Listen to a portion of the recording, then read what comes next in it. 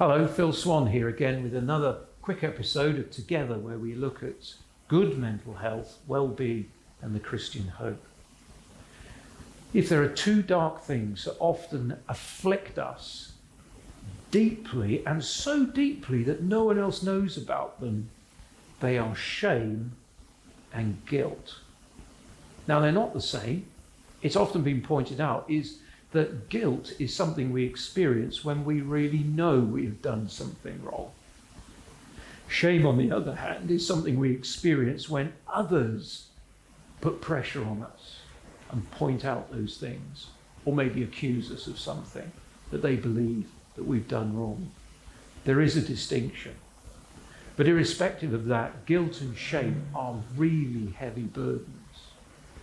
And maybe you carry them because of something you did or failed to do in the past, or maybe because of something someone did to you or failed to do to you in the past that you needed them to do.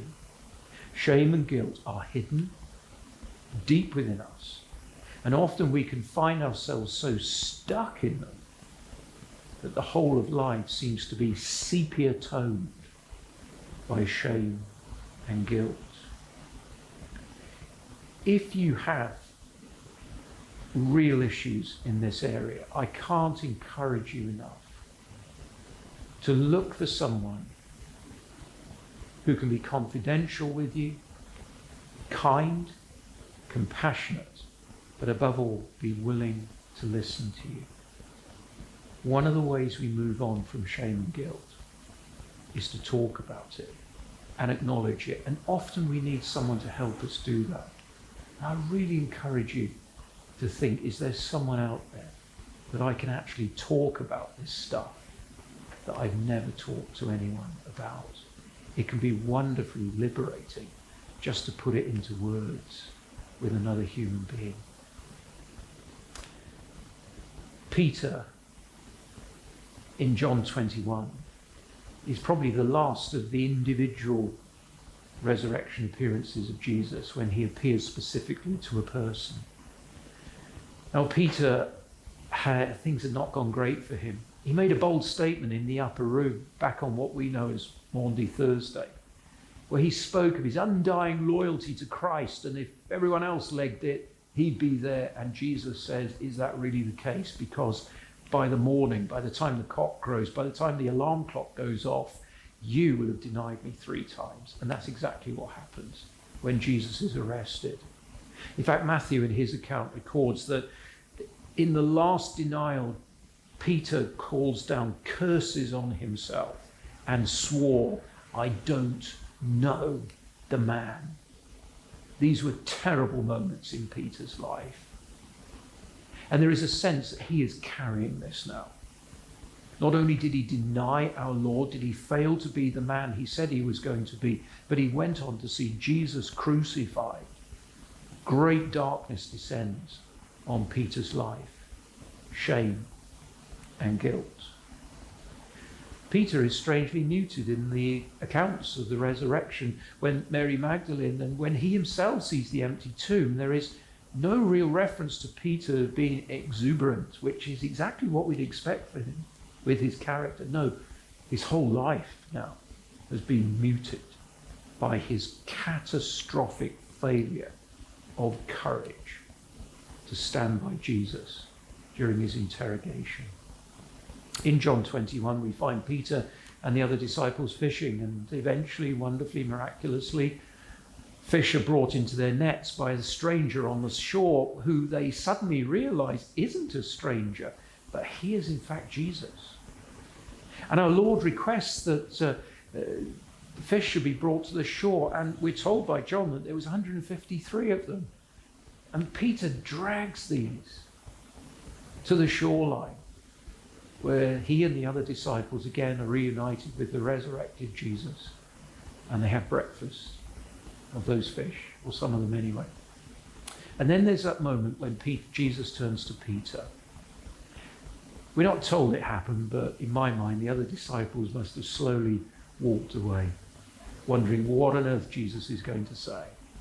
Peter, carrying that shame and guilt, of having let our Lord down is now confronted by Jesus.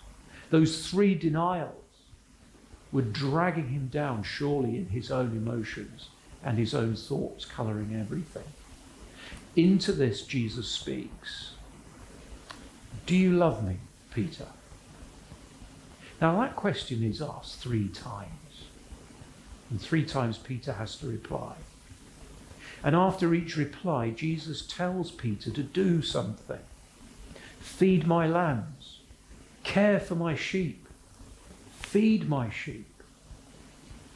Something wonderful is happening in those moments to Peter. 3 denials, buried in shame and guilt. Along comes Jesus. 3 opportunities for Peter to affirm his love. And 3 times, here are things that I want you to do. In those moments, on the shore of the Sea of Galilee, after that breakfast of fish, Jesus gently, patiently, and compassionately restores, heals, and puts back together this man who was so afflicted by his sense of shame and guilt. And you know what? That is how Christ is with us. You see, finding someone to talk about the stuff we're ashamed of and we feel guilty about can be wonderfully liberating. But it's not as liberating as knowing that we are forgiven. And we can be forgiven. Even in situations where it seems impossible for us to find forgiveness, we can know not only forgiveness, but release and reinstatement and recommissioning, as was Peter's experience. For this is what Christ does to us when we come to him with our brokenness. Now, if you're carrying real shame and guilt, I hope you can find someone to talk to, and I hope that's a really important, helpful, even healing experience for you. But I also want to encourage you to bring your shame and guilt to Jesus. He understands. He cares. And his desire when we come to him honestly and truthfully is to heal us, to free us from the burden of these things, and to restore us.